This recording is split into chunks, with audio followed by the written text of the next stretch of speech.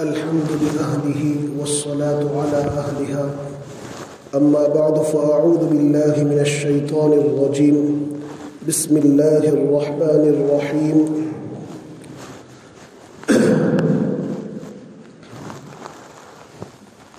إنا أرسلناك شاهدا ومبشرا ونذيرا وداعيا إلى الله بإذنه وسراجا منيرا وبشر المؤمنين بأن لهم من الله فضلا كبيرا صدق الله العظيم اللهم صل على سيدنا ومولانا محمد وبارك وسلم. محترم بزرگوں، جیسا کہ اس سے پہلے کی مجلس میں بتلایا تھا کہ اللہ تبارک و تعالی نے اپنے پیغمبر جناب محمد الرسول اللہ صلی اللہ تعالی علیہ وسلم کو جو مبعوث فرمایا اس کے 3 مقاصد تھے، اور حضرت ابراہیم علیہ السلام نے یہ دعا مانگی تھی کہ ربنا وبعث فیہم رسولا منہم یتلو علیہم آیاتہ ویزکیہم ویعلمہم الکتاب والحکمہ.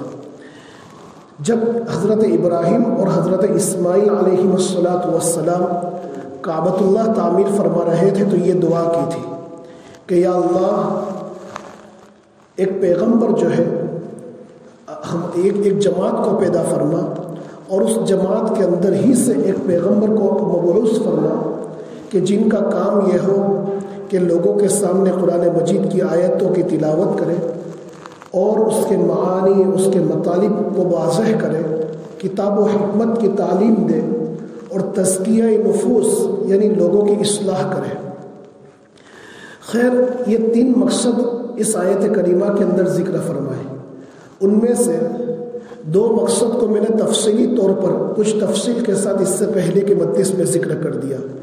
ایک تو قرآن کریم کی تلاوت، اور دوسرا یہ ہے کہ تعلیم کتاب، یعنی اللہ تبارک و تعالیٰ کی جو کتاب ہے اس کو سمجھنے کی کوشش کرنا. اور تیسرا مقصد نبی کو بھیجنے کا یہ ہے کہ وَيُزَكِّيهِمْ، کہ جو لوگوں کے دلوں کا تزکیہ کرے، لوگوں کے دلوں کو جو ہے گندگی سے پاک کرے. کون سی گندگی سے؟ ظاہری اور باطنی دونوں گندگی سے پاک کرے. ظاہری گندگی یہ تو بالکل واضح ہے، لیکن باطنی گندگی یعنی کفر و شرک کی گندگی سے پاک کرے. اسی طریقے سے حسد، کینہ، بغض، عداوت، حب جاہ، حب مال، ان ساری چیزوں کی گندگی سے پاک کرے. عقائد کی گندگی سے پاک کرے. دین اسلام کے متعلق، شریعت کے متعلق لوگوں کے جو غلط عقائد ہیں تو اس سے پاک کرے. یہ نبی کا کام تھا. خیر، نبی کو اللہ تبارک و تعالیٰ نے ان 3 مقصد کے لیے جب دنیا کے اندر بھیجا تو ان تینوں مقصد کی تکمیل اللہ کے نبی علیہ السلام نے فرمائی. اور یہ تینوں مقصد ہیں کہ تلاوت قرآن پاک اور قرآن پاک کی تعلیمات کو سمجھنا، اور دلوں کی اصلاح، اور دلوں کو جو ہے کفر و شرک کی گندگی سے پاک کرنا، اور اسی طریقے سے حسد، کینہ، بغض و عداوت کی گندگی سے پاک کرنا. یہ تینوں مقصد اللہ کے نبی علیہ السلام نے اپنے زمانے میں صحابہ کے اندر مکمل طور پر پیدا کر دیے. نبی کی بڑی جد و جہد تھی، بڑی کوششیں تھیں، جن کے نتیجے میں یہ تینوں مقصد حضرات صحابہ کے اندر مکمل طور پر آ چکے ہیں. جب یہ تینوں مقصد اللہ کے نبی کے صحابہ کی زندگی میں آ چکے تو پھر اس کے بعد حضرات صحابہ نے یہ نہیں دیکھا کہ میں مدینہ شریف میں رہتا ہوں، میں مکہ المکرمہ میں رہتا ہوں، بلکہ انہوں نے اپنے گھر و بار کو چھوڑ دیا، حرم مکی اور حرم مدنی کی فضیلت والی نمازوں کو چھوڑ دیا، اور اللہ کے نبی کے بھیجنے کے ان تینوں مقاصد کو لے کر وہ مشرق سے لے کر مغرب میں، شمال سے لے کر جنوب کے اندر پھیل گئے، اور پوری دنیا کے اندر اللہ تبارک و تعالیٰ کی نبی، اللہ کے جلیل القدر پیغمبر کی بعثت کے مقاصد کو جو ہے پوری امت تک پہنچایا. اگر صحابہ اس میں کوتاہی کرتے اور صرف وہ مکے اور مدینے میں رہتے، دوسری جگہوں پر جو ہے ان مقاصد کو پہنچانے کے لیے نہ جاتے، تو اسباب کے درجے میں یہ محفوظ دین ہم تک نہ پہنچتا. آج ہمارے پاس اللہ تبارک و تعالیٰ نے یہ جو پاکیزہ دین پہنچایا، آج ہم جو مسجد کے اندر آئے ہیں، آج ہم جو نماز پڑھتے ہیں، آج ہمیں زندگی گزارنے کا جو سلیقہ اور طریقہ ملا ہے، تلاوت کی توفیق ہوتی ہے، یہ در حقیقت اللہ کے نبی کے صحابہ جو پاکیزہ نفوس اور پاکیزہ ہستیاں تھیں، ان کی قربانیوں کا، ان کی جد و جہد کا نتیجہ ہے۔ اسی لیے میرے استاذ گرامی حضرت مولانا محمد یونس صاحب جونپوری نور اللہ مرقدہ ہمیشہ فرمایا کرتے تھے کہ دیکھو، جب تم صدقہ نکالو تو کبھی کبھی صدقہ جو ہے حضرات صحابہ کے نام سے بھی نکالا کرو۔ حضرت ابوبکر صدیق رضی اللہ تعالیٰ عنہ، حضرت عمر ہے، حضرت عثمان ہے، حضرت علی ہے، اور حضرت عبیدہ ابن الجراح ہے، حضرت عبداللہ ابن عباس ہے رضوان اللہ تعالیٰ علیہ مجمعین۔ تو ان تمام صحابہ کے نام سے یا مجموعی طور پر جو ہے صحابہ کے نام سے جو ہے صدقے نکالا کرو۔ کیوں؟ اس لیے کہ یہ صحابہ کی بے پناہ قربانیوں کا نتیجہ ہے کہ یہ دین اور یہ اسلام، یہ شریعت، یہ سنت، یہ قرآن ہم تک جو ہے بلا شک و شبے کے اور جو ہے بغیر کسی اونچ نیچ کے ہم تک پہنچا ہے۔ یہ ان کی قربانیوں کا نتیجہ ہے۔ خیر، یہ دین ہم تک پہنچ گیا۔ اب اللہ تبارک و تعالیٰ اپنے نبی کے متعلق قرآن کریم کے اندر ارشاد فرماتے ہیں کہ یا ایھا النبی انا ارسلناک، یہ آیت کریمہ جو بھی میں نے خطبے کے اندر پڑھی کہ اللہ تعالیٰ فرماتے ہیں کہ اے نبی، ہم نے آپ کو بھیجا، ہم نے آپ کو مبعوث فرمایا، آپ کو جو ہے دنیا کے اندر بھیجا۔ کس مقصد کے تحت بھیجا، کیا بنا کر بھیجا؟ تو اس کو آگے ذکر فرمایا، شاہدن، گواہی دینے والا بنا کر بھیجا۔ کس چیز کی گواہی؟ اللہ کے نبی علیہ الصلوۃ والسلام جو باتیں اپنی زبان سے ارشاد فرماتے ہیں اس کو دل اور عمل سے قلب کے جو ہے انجام دے کر دکھاتے ہیں، دل اور عمل سے اس پر گواہ ہے، اور کل میدان قیامت میں، میدان محشر میں اللہ کے حضور میں گواہی دیں گے کہ میری امت کے کس طبقے نے کتنا میری لائی ہوئی شریعت پر عمل کیا۔ یہ گواہی دیں گے اللہ کے نبی علیہ الصلوۃ والسلام۔ لہذا ہم جو بھی عمل کرتے ہیں، ہمارے عمل کی گواہی اللہ کے نبی علیہ الصلوۃ والسلام اللہ تبارک و تعالیٰ کے دربار میں دیں گے۔ تو یا ایھا النبی انا ارسلناک شاہدا، آپ کو گواہی دینے والا بنا کر بھیجا۔ دوسرے نمبر پر فرمایا ومبشرا، بشارت دینے والا بنا کر بھیجا۔ بھائی جو اللہ کے دین کو قبول کرتا ہے، اطاعت اور فرمانبرداری کرتا ہے، تو اس کے لیے بشارت دینے والا بنا کر بھیجا کہ اللہ کے نبی ان کو دنیا اور آخرت میں کامیابی کی بشارت دیتے ہیں، جنت کی بشارت دیتے ہیں۔ وہ نذیرا، اور ڈرانے والا بنا کر بھیجا۔ جو اللہ کے نبی کی باتوں کو نہیں مانتا تو انہیں اللہ کے نبی علیہ الصلوۃ والسلام ڈراتے ہیں کہ اگر تم نبی کی باتوں کی تکذیب کرو گے تو دنیا بھی برباد ہوگی، آخرت بھی برباد ہوگی، اور اللہ کا عذاب تم پر برسے گا۔ اللہ کے قہر سے اللہ کے نبی علیہ الصلوۃ والسلام ڈراتے ہیں۔ تو فرمایا وَالنَّذِيرٌ، کہ یا ایھا النبی انا ارسلناک شاہدا ومبشرا ونذیرا وداعیا الی اللہ باذنہ، اور اللہ کے حکم سے اللہ کی طرف بلانے والا بنا کر بھیجا۔ وسراجا منیرا، اور پھر فرمایا کہ ہم نے نبی کو سراجا منیرا بنا کر بھیجا۔ سراجا منیرا کا معنی ہوتا ہے کہ چمکتا ہوا سورج، کہ ہم نے اپنے پیغمبر کو، اپنے نبی کو چمکتا ہوا جو ہے سورج بنا کر بھیجا، چمکتا ہوا آفتاب بنا کر بھیجا۔ دیکھیے مفسرین نے اس پر تھوڑی وضاحت لکھی ہے کہ اس آیت کریمہ کے ذریعے سے پتہ یہ چلتا ہے کہ اللہ تبارک و تعالیٰ نے دنیا کے اندر انبیاء کرام علیہ الصلوۃ والسلام کو جو مبعوث فرمایا، جو نبوت لے کر بھیجا، تو حضرات انبیاء کرام علیہ الصلوۃ والسلام کو اللہ تبارک و تعالیٰ نے کسی نہ کسی درجے میں تاریکی کے اندر، اندھیریوں کے اندر، ظلمتوں کے اندر روشنی قرار دیا۔ اب دنیا کے اندر روشنی مختلف طرح کی ہوتی ہے، کوئی روشنی بہت تیز ہوتی ہے، کوئی روشنی بہت کم ہوتی ہے، مختلف درجے کی روشنی ہوتی ہے۔ مثال کے طور پر بلب کی روشنی، لیمپ کی روشنی، ستارے کی روشنی، پھر اس سے زیادہ چاند کی روشنی، پھر سب سے زیادہ جو ہے سورج کی روشنی۔ تو بعض چیزوں کی روشنی جو ہے کم ہوتی ہے، بعض چیزوں کی روشنی زیادہ ہوتی ہے۔ تو اللہ تبارک و تعالیٰ نے اپنے نبی کو جو دنیا کے اندر بھیجا تو کسی کو زیادہ روشنی دے کر کسی کو کم روشنی دے کر، مثال کے طور پر کسی نبی کو اللہ نے صرف ایک خاندان کے لیے نبی بنا کر بھیجا، کسی نبی کو اللہ تبارک و تعالیٰ نے ایک قبیلے کے لیے نبی بنا کر بھیجا، کسی کو اللہ تبارک و تعالیٰ نے ایک شہر والوں کے لیے نبی بنا کر بھیجا، اور کسی کو اللہ تبارک و تعالیٰ نے اس سے زیادہ ایک بڑی قوم کے لیے نبی بنا کر بھیجا، کسی کو اللہ نے ایک پورے علاقے کے لیے نبی بنا کر بھیجا۔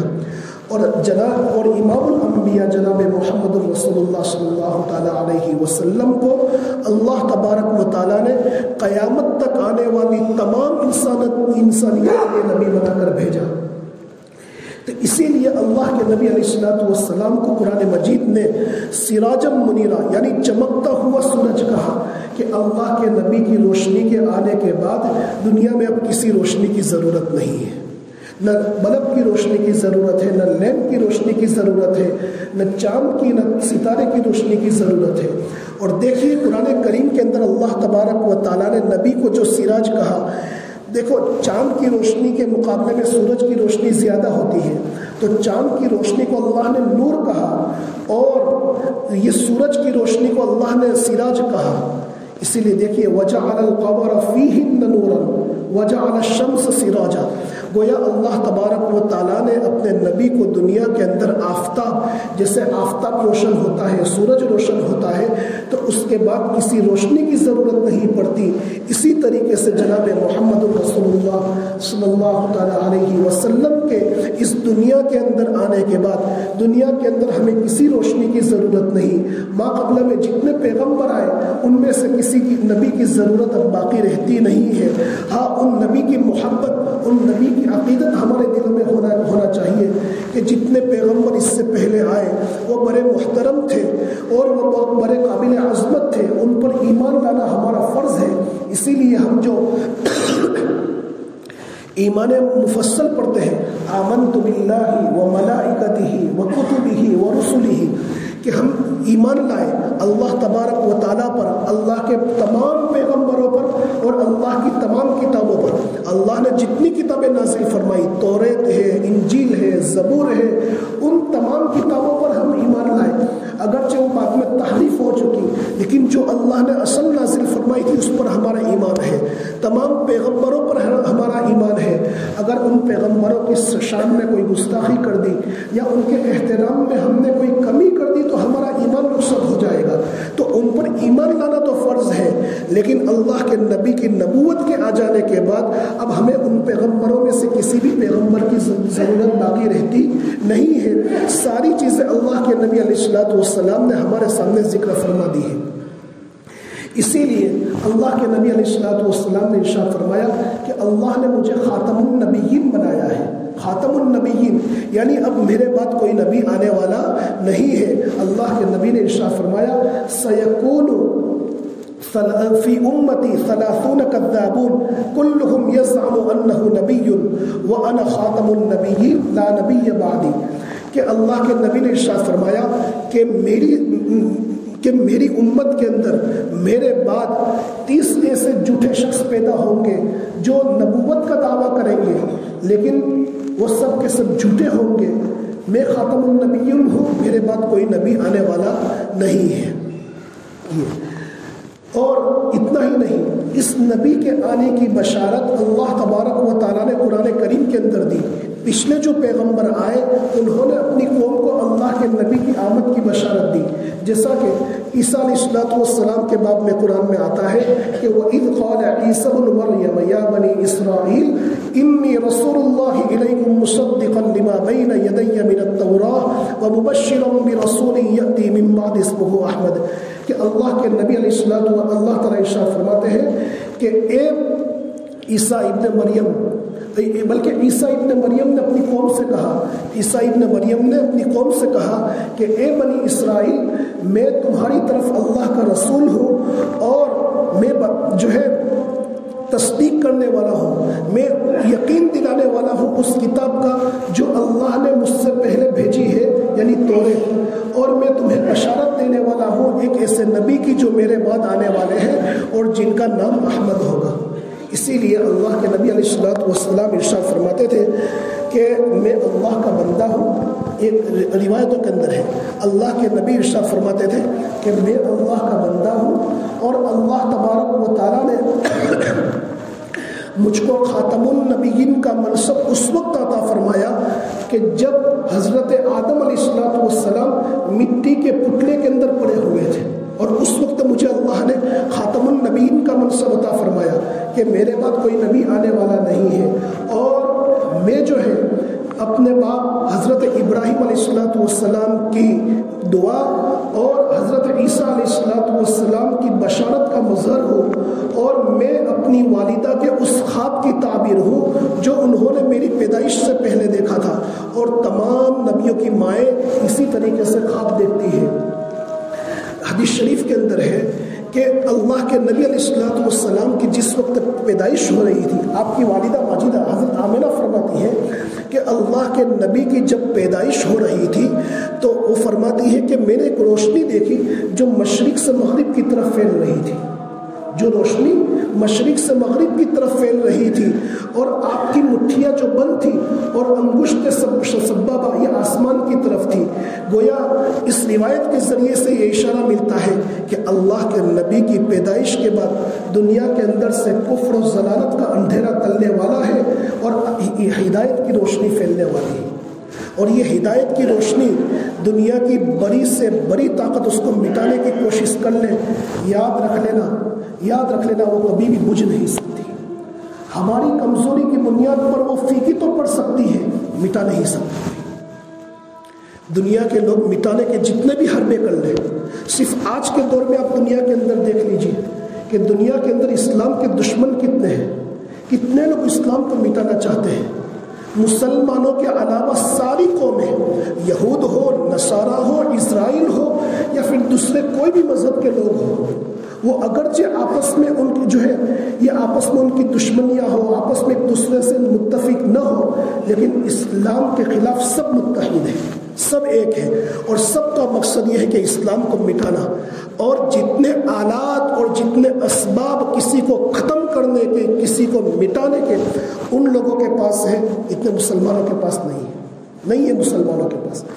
لیکن اس کے باوجود یہ میرے نبی کی دعاؤں کا صدقہ ہے کہ اتنی کوششوں کے باوجود اسلام کے اوپر آنچ نہیں آئی، وہ اسلام کو مٹا نہیں سکے. آج مسلمانوں کا نام دنیا کے اندر باقی ہے. یہ آج ہم جو کھلے طور پر نماز پڑھتے ہیں ایسے ماحول میں، یہ میرے نبی کی دعاؤں کا صدقہ ہے. اور انشاءاللہ ثم انشاءاللہ ہماری اس دھرتی پر، اس زمین پر قیامت تک اسی طریقے سے نمازیں ہوتی رہے گی. کوئی مائی کا لال ایسا پیدا نہیں ہوگا کہ جو ہم کو ہمارے ملک سے نکالے اور ہمیں ہمارے اسلام کو مٹانے کی کوشش کرے. اور ایک جذبہ ہمارے اندر پیدا ہونا چاہیے کہ صورتحال کیسی بھی آ جاوے، کیسی بھی صورتحال آ جاوے، ہم ہماری زندگی میں اور ہماری اولاد کی زندگی میں اسلام بچانے کے لیے چاہے ہمیں ہماری جان دینی پڑے تو جان دینے کے لیے تیار ہیں، لیکن اسلام پر آنچ نہیں آنے دیں گے. آج مسلمانوں پر جو حالات ہیں اور جو کچھ دین فیکا پڑتا ہوا نظر آ رہا ہے، مٹتا نہیں ہے. جو فیکا پڑتا نظر آ رہا ہے یہ دراصل ہمارے اعمال کی کمزوریاں ہیں.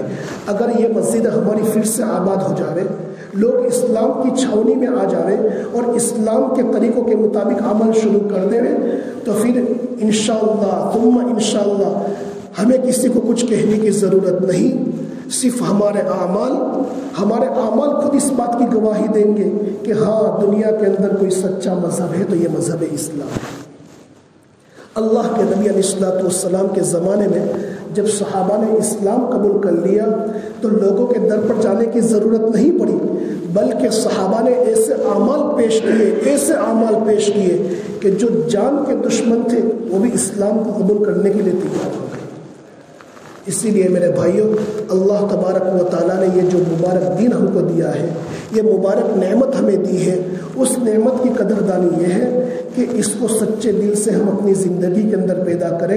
یہ جو زلزلے آ رہے ہیں، یہ جو حالات آ رہے ہیں، حدیث شریف کے اندر ہے، جو اس وقت موقع نہیں ہے ورنہ میں آپ اس کی تفصیل آپ کے سامنے ذکر کرتا. تمام کتابوں کے اندر یہ بات لکھی ہوئی ہے، حدیث شریف کے اندر ہے کہ انسان کی زندگی میں جب گناہ اور نافرمانی کے کام جو بڑھ جاتے ہیں تو اللہ تبارک و تعالیٰ ایسے جھٹکے دے کر ہمیں متوجہ فرماتے ہیں. اللہ تعالیٰ ہمیں متوجہ فرماتے ہیں لیترکوا المعاصی ویرجعوا الی طاعت اللہ، تاکہ ان جھٹکوں کو دیکھ کر بندے گناہوں کو چھوڑ دے اور اللہ تبارک و تعالیٰ کی اطاعت کی طرف متوجہ ہو. میرے بھائیوں، اس کا مطلب یہ نہیں سمجھنا چاہیے کہ جن ملکوں پر زلزلے آئے وہی اللہ کو ناراض کرنے والے تھے، ہم سے اللہ راضی ہے. نہیں، اللہ تعالیٰ کسی بھی جگہ بھیج کر ہمیں متوجہ کر رہا ہے کہ جو اللہ وہاں بھیجنے پر قادر ہے، ہمارے اعمال کی گندگی کی بنیاد پر اللہ ہمارے اوپر بھی حالات بھیجنے پر قادر ہے. قبل اس کے کہ وہ وقت آ جاوے کہ ہمیں توبہ کی توفیق نصیب نہ ہو، آج بھی اللہ نے وقت دیا ہے. سچی پکی توبہ کر لو، 2 لمحے کے آنسو بہا لو، اللہ زندگی بھر کے گناہ معاف کر دے گا. اللہ تعالیٰ ان حالات سے ہماری حفاظت فرماوے اور ہم تمام کو ان باتوں پر عمل کی توفیق عطا فرماوے. وآخر دعوانا ان الحمد للہ رب العالمین.